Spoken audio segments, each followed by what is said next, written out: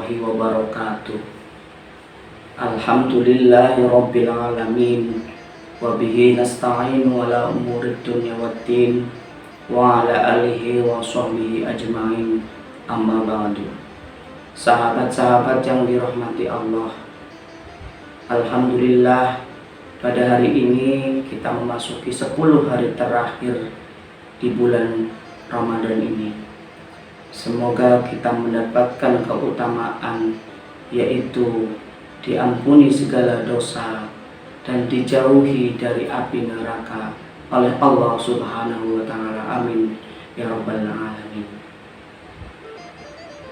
Allahumma sholli ala sayyidina Muhammad wa ala ali sayyidina Muhammad.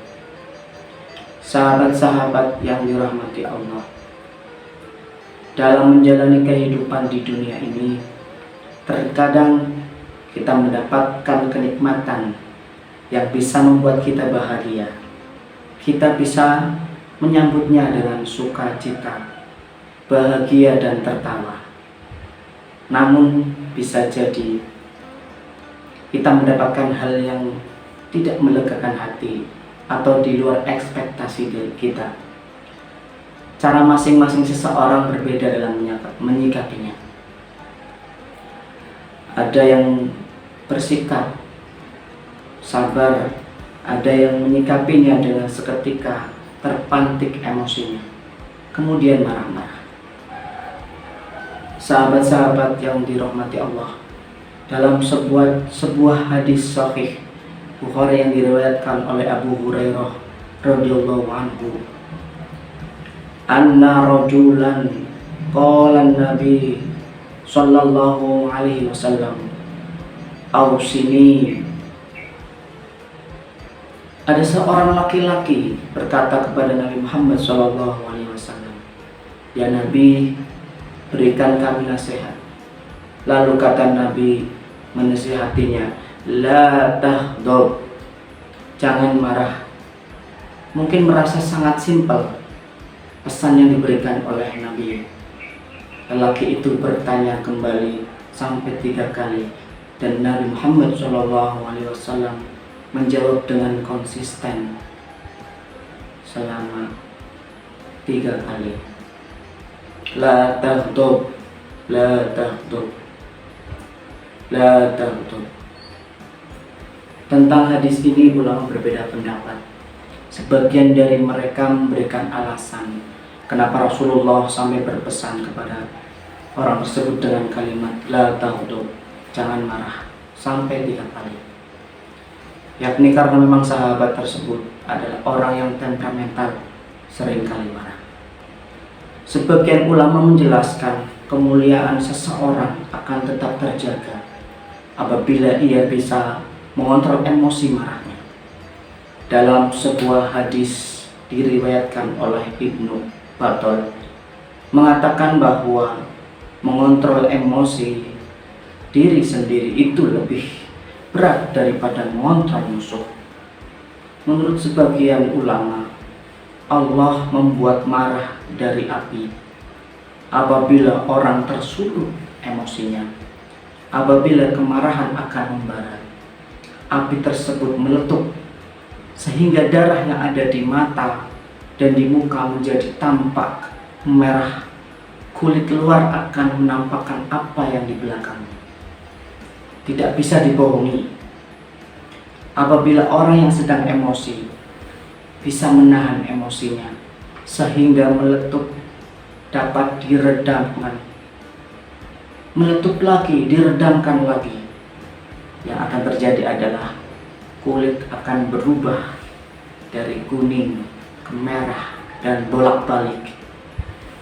Lalu ia bercermin dan akan nampak muka menjadi pucat, sehingga jika ada orang marah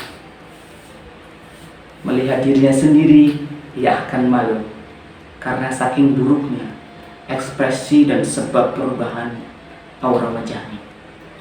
Sahabat-sahabat yang dirahmati Allah, hal ini baru sebatas keburukan yang tampak lahiriah. Efek marah pada jiwa seseorang adalah bisa menimbulkan kedengkian di dalam sanubari, rasa iri dalam hati, menyimpan perasaan buruk atas fenomena yang keadaan yang tidak sesuai harapan atau ekspektasi kita. Selain itu, efeknya secara lahiriah banyak terjadi hal-hal yang fatal. Dimulai dari apa? Dari kemarahan. Adanya kekerasan dalam rumah tangga pasti dimulai dari kemarahan. Orang marah akan jauh dengan orang-orang yang ada di sekitarnya. Kenapa doa-doa yang dipanjatkan di sepertiga malam dinamakan munajat? Munajat artinya berbisik-bisik. Berbisik-bisik lebih identik dengan sebuah kedekatan yang intens. Lebih intens dari orang yang berbicara biasa. Berjarak 1 meter namun nada bicaranya tinggi, matanya melotot, seperti orang yang sedang berbicara dengan jarak 100 meter. Kenapa seperti itu? Sebab walaupun dekat secara raga, namun jauh secara ruh. Marah bisa memecah jarak, itu menjadi terbentang jauh. Rasulullah Shallallahu Alaihi Wasallam bersabda, "Laisas sadidu bisurati, innamas sadidul ladzi yamliku nafsahu indal ghudub." Artinya, orang kuat bukanlah orang yang pandai bergulat, namun orang yang kuat adalah yang bisa mengontrol pribadinya ketika marah. Hadis riwayat Bukhari. Dalam hadis lain, sesungguhnya sebaik-baik orang adalah orang yang lambat meletup emosinya dan cepat meridhoi, sedangkan seburuk-buruk orang adalah orang yang cepat marah dan lambat meridhoi. Hadis riwayat Ahmad. Sahabat-sahabat yang dirahmati Allah, di antara usaha kita untuk mengontrol emosi kita supaya kita tidak mudah marah, ada beberapa tips, yaitu salah satunya adalah berta'awud. Hal ini disebutkan dalam hadis Nabi yang diceritakan oleh Sulaiman Surad. Ada 2 laki-laki di samping Nabi Muhammad SAW, sedangkan kita sedang duduk-duduk. Salah satu di antaranya mereka mencaci temannya, marah, wajahnya memerah. Kemudian Nabi Muhammad SAW bersabda, "Sesungguhnya aku ingin mengetahui ada sebuah kalimat yang jika dibaca kemarahan itu akan hilang, yaitu dengan membaca ta'awudz. A'udzu billahi minasyaitonir rajim." Hadis riwayat Bukhari. Tips yang kedua, sahabat-sahabat, yaitu berwudu. Kemarahan itu dari setan, sedangkan setan terbuat dari api. Api hanya bisa padam dengan air. Jika di antara kalian marah, berwudulah. Hadis riwayat Ahmad, Abu Dawud. Yang ketiga adalah duduk. Dalam sebuah hadis Nabi Rasulullah SAW, apabila di antara kalian ada yang marah dalam keadaan berdiri, maka duduklah. Jika marah tidak bisa hilang, bertidurlah miring. Hadis riwayat Ahmad, Abu Dawud. Yang keempat adalah diam. Dalam hadis dijelaskan, mengajarlah kalian, berikan kemudahan, jangan mempersulit masalah. Jika di antara kalian ada yang marah, maka diamlah. Hadis riwayat Ahmad. Yang terakhir, yang kelima adalah bersujud, yang berarti sholat sunnah minimal 2 rakaat.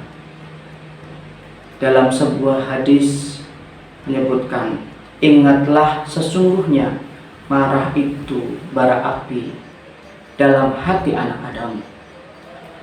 Tidaklah engkau melihat marahnya kedua matanya dengan tegangnya urat di darah lehernya. Barang siapa yang mendapati hal tersebut, hendaklah ia menempelkan pipinya dengan tanah, atau dalam arti adalah bersujud, melakukan sholat 2 rakaat. Hadis riwayat Tirmizi. Jadi beginilah hidup sahabat-sahabat. Ketika orang-orang bertakwa, orang-orang menafkahkan hartanya, baik di waktu lapang maupun di waktu sempit, dan orang-orang yang menahan amarahnya dan memaafkan kesalahan orang, Allah menyukai orang-orang yang berbuat kebajikan. Wallahu a'lam bishawab. Wallahul muwaffiq ila aqwamit thoriq. Wassalamualaikum warahmatullahi wabarakatuh.